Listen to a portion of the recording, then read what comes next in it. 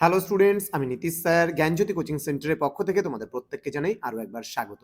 তো স্টুডেন্টস, আজকে আমি তোমাদের সঙ্গে আলোচনা করব এনইপি 4 ইয়ার আন্ডার গ্র্যাজুয়েট প্রোগ্রামের অধীনস্থ যে সমস্ত ছাত্রছাত্রীরা নর্থ বেঙ্গল ইউনিভার্সিটির আন্ডারে বিভিন্ন কলেজগুলোতে পড়াশোনা করছো, তাদের জন্য আজকে মাইনর অথবা DSC history last minute suggestion নিয়ে কিন্তু আলোচনা করব। ওকে, এর আগে কিন্তু তোমাদের সঙ্গে আমি বিভিন্ন বিষয়গুলো নিয়ে আলোচনা করেছিলাম। তোমরা অনেকদিন ধরেই বলছিলে, স্যার আমাদের ফার্স্ট সেমিস্টারে কি কোনো সাজেশন দেবেন? না, অবশ্যই দেবো বাবা, কেন দেবো না?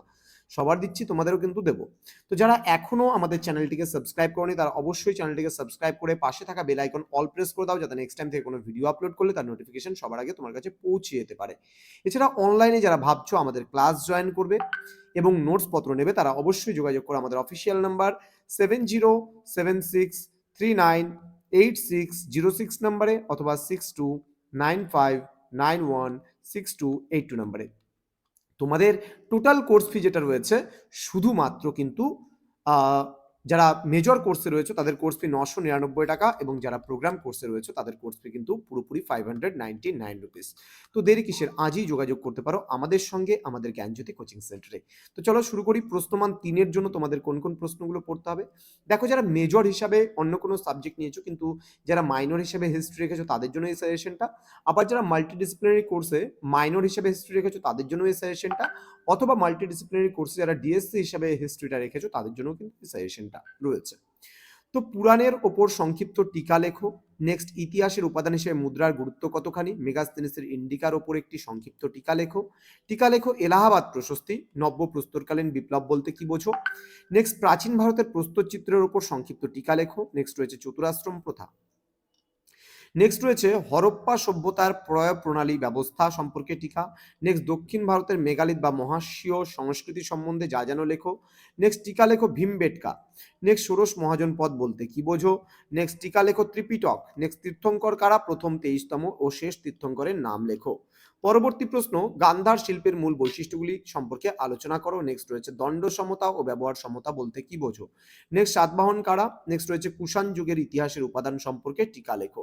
নেক্সট রয়েছে টিকা শকাব্দ, ঠিক আছে। নেক্সট রয়েছে রুদ্রদামন, ঠিক আছে, বা রুদ্রদামনের জুনাগড় লিপি, এটা কিন্তু জুনাগড় ইনস্ক্রিপশন সম্পর্কে আসলে পরেও তোমরা এটার থেকে লিখতে পারবা কিন্তু, হ্যাঁ। নেক্সট রয়েছে মহাপদ্মনন্দ সম্পর্কে টিকা এবং মৌর্য ইতিহাসের উপাদানগুলি সম্পর্কে টিকা লেখো। এই 20টা প্রশ্নের মধ্যে একেবারে 100% কমন কিন্তু তোমাদের আসবেই আসবে। তার মধ্যে সবথেকে কিছু গুরুত্বপূর্ণ প্রশ্নগুলো যেগুলো রয়েছে সেগুলো একটু বলে দিচ্ছি, কিন্তু আমরা বারবার করে বলি যে আমাদের মূল সাজেশনটা কিন্তু আসবেই, সেটা 100%, কিন্তু একেবারে যেগুলো স্টার করে বেশি দিচ্ছি সেগুলো অবশ্যই একটু ভালো করে দেখে যাওয়াটা ভালো। যেমন পুরাণ, ইন্ডিকা, এলাহাবাদ প্রশস্তি, নব্যপ্রস্তরকালীন বিপ্লব, প্রস্তর চিত্র, হরপ্পা সভ্যতার প্রয়োগ প্রণালী ব্যবস্থা, আচ্ছা, ষোড়শ মহাজন পদ, ঠিক আছে, এগুলো একটু ভালো করে পড়তে হবে কিন্তু, হ্যাঁ। গান্ধার শিল্পের মূল বৈশিষ্ট্য, ঠিক আছে, দণ্ড সমতা ব্যবহার সমতা, শকাব্দ, ঠিক আছে, অ্যান্ড মৌর্য ইতিহাসের উপাদান। এই কটা প্রশ্ন একটু ভালো করে দেখতে হবে কিন্তু, হ্যাঁ, এগুলো আসার সম্ভাবনাটা বেশি রয়েছে। তার মধ্যে আমি বলে দিচ্ছি যেগুলো দাগিয়ে দিলাম সেগুলো তো অবশ্যই তোমাদের পড়তে হবে।